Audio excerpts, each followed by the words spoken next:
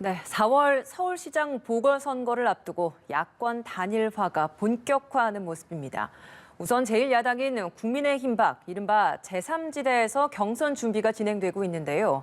범야권 후보 단일화 논의 중심에 있는 분이죠. 금태섭 전 의원 모셨습니다.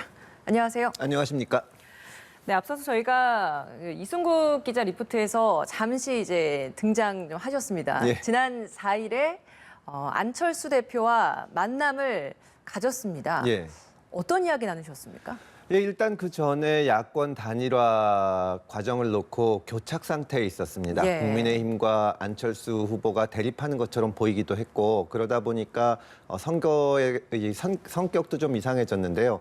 일단 제가 그 국민의힘은 국민의힘대로 경선을 하고 저와 안철수 후보는 제3지대에서 경선을 하자. 그래서 이 유권자들의 관심도 끌고 또 시민들에게 선택권도 드리고 그렇게 한 다음에 국민의힘에서 선출된 후보와 경선을 하면은 좋지 않겠냐고 제안을 드려서 안철수 후보께서 수용을 하셨는데요. 그날 만나서는 그런 취지에 대해서 다시 말씀을 드리고 예. 제가 제안을 드린 것이 단순히 그냥 누가 후보를 될 건지 뽑는 과정이 아니라 서로 토론도 하고 얘기도 하면서 우리가 왜 서울시장을 나가려고 하는지 예. 지금 정치나 서울시정이 뭐가 문제인지를 얘기를 해야 된다. 그런 말씀을 드렸습니다. 저는 좀 단순히 경선에 집착할 것이 아니라 그런 논의가 좀 신속하고 폭넓게 진지하게 이어져야 된다고 말씀을 드렸고 안철수 후보께서는 실무협의를 통해서 그런 얘기를 해보자. 그렇게 말씀을 하셔서 지금 실무협의가 진행 중에 있습니다. 실무협의는 진행이 되고 있는 겁니까?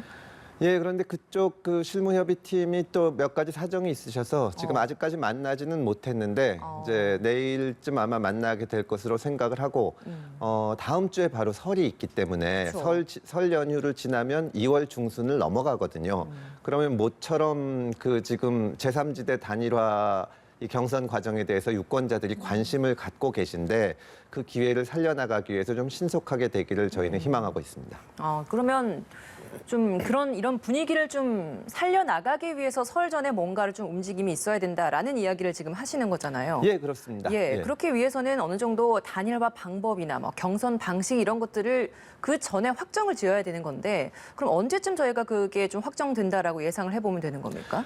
제가 여러 차례에 걸쳐서 말씀을 드렸는데 단일화 방식에 대해서만 논란이 벌어지면 이제 유권자들이 보시기에는 정교한 단일화 방식을 만드는구나 이렇게 생각을 안 하고 서로 누가 유리한지를 놓고 삿바싸움 하는구나 이렇게 보거든요. 그러면 이 경선 방식을 정하는 것도 늦어지고 지금까지 실패한 단일화를 보면 거기에 집착하다가 무너졌습니다. 그러니까 저는 저희가 뭐 특정한 방식을 고집하거나 뭐 새로운 걸 하자거나 그러지는 않을 테니까 그건 그거대로 디테일한 거는 실무 협의를 하면서 중요한 거는 안철수 후보는 지금 뭐가 문제라고 생각하는지 또 서울시정을 뭘 바꾸고 싶어 하는지 저는 왜 나왔는지 어떤 것에 대해서 이제 바꿔야 된다고 생각을 하는지 그런 토론을 병행해서 진행을 하자 그렇게 말씀을 드리고 있습니다.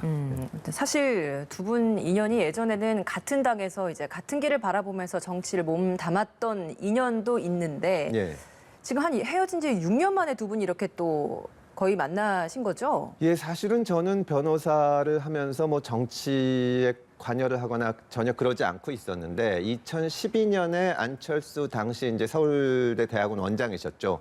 대선에 출마하면서 도와달라고 하셔서 사실은 저는 그때 무슨 선거 캠프에서 일하려고는 생각을 안 하고 그때는 이제 좀 같은 좀 도와드리려고 왔다가 2012년 대선 후보 예, 캠프 때 그때 말씀하신 이제 거죠? 예, 와서 워낙 캠프가 무소속 캠프라는 건 원래 사람이 적습니다. 그래서 좀 도와드리야겠다고 생각을 하고 열심히 했습니다. 그러다 보니 안 대표께도 도움이 됐겠지만 제 입장에서도 새로운 경험도 많이 하게 되고 많이 배웠던 그런 시간이었는데 그 후에는 이제 안 대표가 민주당에 입당하셔서 저도 같이 입당을 했다가 탈당하면서부터는 한 6년간은 안철수 후보 하시는 일을 제가 언론을 통해서 보는 지금 그렇게 됐죠.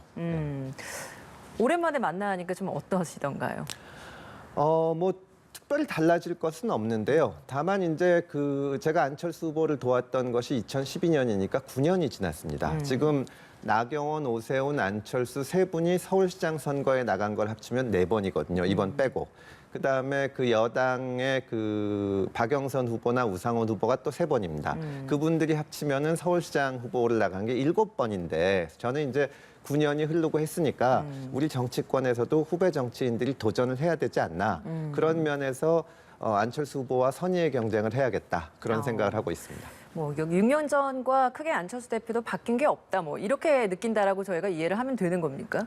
뭐 좋은 뜻으로 하시는 말씀인지 나쁜 뜻으로 하시는 말씀인지 모르겠는데 안철수 후보도 경험을 많이 하셨으니까 변한 게 있을 거라고 생각을 하고요. 저도 그만큼 그 사이에 이제 국회의원 생활도 하고 경험을 쌓았기 때문에 이번에 그 어쨌든 최종적으로 중요한 것은 이번 선거에 가장 중요한 건 집권 세력의 이 독주를 견제해내는 것입니다. 그러기 위해서는 야권이 힘을 합쳐서 승리해야 되는데 그 과정에서 단일화 과정에서 야권 후보들 간에 정말 진검승부를 통해서 좀 어떻게 본선을 치를 것인지 하는 방법이 나와야 되거든요. 그래서 예. 아주 진지한 토론이 있을 것으로 기대하고 있습니다. 그 진지한 토론, 그러니까 서울시를 잘 이끌어 나가기 위해서 어떤 생각을 가지고 있는지를 서로 이제 공유를 하고 시민들에게 이걸 알리기 위해서 토론을 하자라는 취지라고 이야기를 해주셨습니다만 예. 일각에서는 이렇게 이야기를 합니다. 아무래도 같이 이제 과거에 캠프에도 몸담았던 인물이기도 하고 하다 보니 예. 이 토론을 서로 먼저 제안을 하는 것이 안철수 후보가 좀 불리한 부분을 알고 있기 때문에 내가 좀 더 유리하게 하기 위해서 토론을 먼저 제안하는 게 아니냐.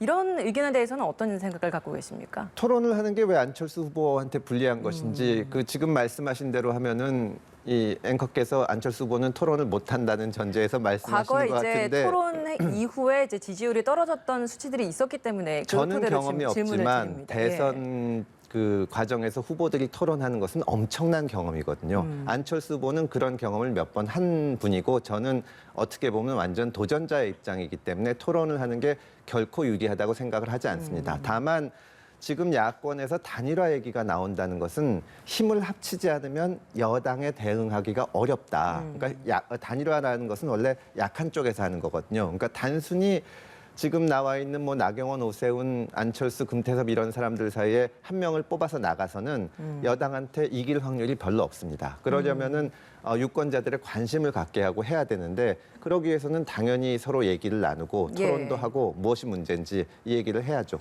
그런 방법들을 통해서 이제 경선은 최종적으로 여론조사 100%를 하자 이게 안철수 대표의 이제 주장인 것 같은데 거기엔 동의를 하십니까? 안철수 후보랑 저랑 당이 같거나 그런 것이 아니기 때문에 아마도 여론조사로 할 것이라고 생각을 합니다. 이게 후보 단일화라는 것이 우리 정치사에 여러 번 있었고 예. 저는 안철수 후보께서 그 경선 방법이나 단일화 어떤 절차에 대해서 말씀하시면 아주 불합리한 것이 아닌 이상은 그냥 전폭적으로 받아들일 생각입니다. 안철수 후보도 어제 저희 연원시 TV에 출연을 해서 그 부분에 있어서는 뭐 서로 다 열려 있다 뭐 이런 이야기를 하긴 하시더라고요. 예. 그러면 서로 뭔가 좀 열린 상황에서 좋은 좀 결과가 도출될 수 있을 것 같습니다. 좀 기대를 해봐도 되겠습니까? 여기서 단일화를 통해서 야권의 후보가 되거나 뭐 국민의힘에 선출된 후보랑 경쟁하는 후보가 되는 것이 중요한 게 아니라 이번 선거에서 집권 세력한테 승리하는 것이 중요한 것이거든요. 예. 그러면 제가 아까도 말씀드렸지만 경선 룰 가지고 티격태격하다가 지는 것은 공동의 그 어떤 이익을 위해서 전혀 도움이 되지 않습니다. 그래도 사실 내가 되면 좋은 것 아니겠습니까? 그런 의미에서 사실 금 전 의원께서는 안철수 대표에 비해서 인지도도 그렇고 지지율도 그렇고 아직은 좀 떨어지는 게 좀 사실입니다. 그런 부분은 어떤 식으로 좀 역전을 해나갈 뭐 이런 한방이라고 할까요? 이런 게 있겠습니까? 무슨 묘수 같은 게 있지는 않지만 예. 얼마 전까지 그 야권 후보 단일화 경로를 놓고 국민의힘과 또 안철수 후보가 정말 서로 다툼을 벌이면서 교착에 빠져 있었을 때 제가 합리적인 방안을 내서 지금은 국민의힘이나 안철수 후보나 다 받아들이고 모든 사람이 기뻐하는 돌파구를 열었지 않습니까? 저는 이번 선거에서 중요한 것이 아까도 말씀드렸지만 그 집권 세력의 독주를 견제하는 것이고 그다음에 새로운 정치의 판을 여는 것이라고 생각을 합니다. 이게 원래 있어야 될 선거가 있는 것도 아니고 서울시장 선거나 부산시장 선거나 지금 그 전임 시장들의 커다란 잘못으로 지금 벌어지는 건데 작년 말까지만 해도 집권 세력 대 야권의 견제 선거로 사람들이 인식을 하다가 지금은 인물 위주 구도가 됐거든요. 그래서 그런 것을 합리적으로 설명하면 새로운 정치를 바라는 유권자들의 굉장한 그 열망이 있기 때문에 저는 충분히 승산이 있다고 생각을 합니다. 반드시 이기겠습니다. 네, 알겠습니다. 국민의힘과도 이제 토너먼트식 단일화가 끝나고 나면 최종 1인이 더불어민주당에서의 최종 후보와 이제 맞붙게 되는 형국이지 않겠습니까? 그렇습니다. 지금 뭐 우상호 후보, 박영선 후보 두 후보인데 아무래도 이 민주당에 몸담았던 분이시기 때문에 어떤 분이 좀 더 위협적인 후보입니까? 두 분 다 경험도 많으신 분들이고 특히 선거에 강한 분들입니다. 최근에는 유독 저를 놓고 엄마니 형이니 하면서 그러니까요. 보듬는다 만다 말씀도 예. 많이 하셨는데 뭐 그만큼 그 보듬는다 그런 표현은 전 굉장히 이상하다고 생각하지만 친근해서 그렇다고 생각을 합니다. 다만 이제 두 분을 구별하지 않고 말씀을 드린다면 지금 국민들이 뭐 국민들 입장에서는 우리 정부가 성공하기를 바라지만 정부의 어떤 독선이나 오만에 대해서 염증을 느끼고 있거든요. 그런데 민주당에서 최종적으로 후보로 선출되는 분이 이제 바꿔나가겠다. 지금까지 잘못됐다. 문재인 정부의 부족한 점을 고쳐나가겠다고 하면 그런 후보는 좀 더 상대하기가 어려울 것이고 지금까지처럼 강성 지지층만 보면서 내가 원조 친문이다. 이렇게 나오면 저는 충분히 이길 수 있다고 생각합니다. 앞서 좀 말씀해 주셨던 것처럼 최근에 이제 두 후보가 금태섭 후보를 직접 좀 거론을 하면서 뭐 엄마의 마음, 예. 형의 마음 뭐 이런 식으로 표현을 했어요. 그러니까 이걸 보면서 좀 어떤 생각이 드셨어요? 저는 민주당이 지금은 과거 민주당과는 전혀 다른 경직된 정당이라고 생각을 해서 마지막으로 고언을 드리고 나왔습니다. 다만 이제 제가 민주당에 아직까지 계신 분들하고 말씀을 나누면 거기서도 뜻있는 분들은 지금처럼 가서는 안 된다 그런 말씀들을 하십니다.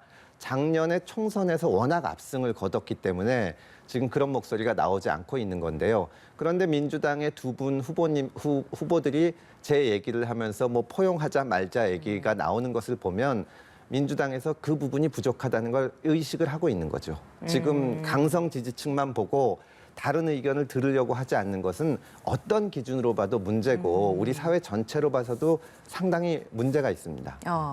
그럼 그 갈망, 그 부분의 부족함이라는 그 부분은 뭐 중도층에 대한 갈망을 의미를 한다라고 이해를 하면 되는 겁니까? 대체로 중도층이라고 말씀들을 하시는데 저는 진보층 중에도 지금 집권 세력에 대해서 실망한 분들이 충분히 올 수 있다고 생각을 합니다.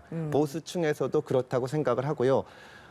지금 과연 민주당의 모습이 진보인지 진보라는 것은 사실은 이러저러한 기준이 있지만 다 떠나서 힘없는 분들, 목소리를 내기 힘든 분들의 편을 들어줘야 되는데 심지어 권력형 성폭력 사건에 있어서까지 음모론도 제기하면서 정치적인 유불리에 따라서 피해자를 공격하기도 하고 이런 모습은 진보라고 보기도 어렵습니다. 사실은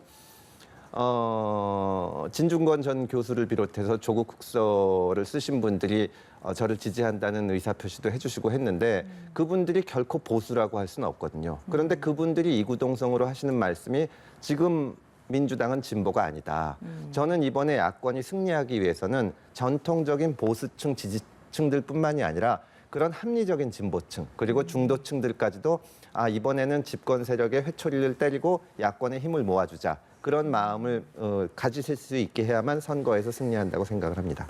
투표권을 가진 시민들이 고민을 하고 있을 것 같습니다. 과연 금태섭의 정치 색깔이라고 하는 게 적절한 표현일지 모르겠습니다만 위치는 정확하게 어디인가. 왜냐하면 진보에서 시작이 됐다가 지금은 중도를 말씀하시고 계시지만 탈당 후에 바로 처음 시작을 했던 것이 마포포럼이다 보니 정확하게 그럼 어떤 위치에 있다라고 이해를 해야 되는 것인가? 어떻게 좀 생각을 하면 됩니까? 저는 진보 보수가 중요한 시대가 아니라고 생각을 하고요. 지금은 합리적인 정치, 상식에 맞는 정치, 그리고 책임을 지는 정치가 복원되는 것이 무엇보다 중요하다고 생각을 합니다. 그것을 위해서라면 진보 보수 어떤 정치인과도 얘기를 나눌 수 있습니다. 알겠습니다. 이번 서울시장 선거에서 아무래도 가장 큰 핵심은 코로나19 그리고 부동산 예. 문제일 것 같습니다. 예. 임기는 사실 길지 않아서요. 네. 어떤 대안을 좀 갖고 계십니까? 코로나에 대해서는 일단 자영업자들이 연말까지 백신이 이제 들어오는 연말까지 버틸 수 있게 해드려야 됩니다. 지금 뭐 선별 지원이다, 뭐 보편 지원이다 말이 많은데 일회적인 것에 그치지 않고 계획을 짤 수 있으려면 6개월 동안 어느 정도를 지원해주겠다. 이게 이렇게 돼야만 자영업자들이 안심하고 계속 할 수도 있고 그 일자리가 유지가 됩니다. 저는 평균 임대료의 상당 부분에 해당하는 금액을 6개월 정도 지원하는 것으로 하려고 하고 있고요. 물론 부동산은 뭐 시간이 부족합니다만은 공격적인 공급 정책을 해야 되고 그리고 이 정책을 바라보는 근본적인 시각을 바꿔야 됩니다. 내 집을 갖고 싶은 사람이 가질 수 있게 하고 살던 집보다 좋은 집으로 가고 싶은 사람들을 도와주는 것이 주거 정책이 돼야 된다고 생각합니다. 예, 알겠습니다. 좋은 결과 기대하겠습니다. 금태섭 서울시장 보궐선거 예비후보와 함께했습니다. 오늘 말씀 감사합니다. 고맙습니다. 예.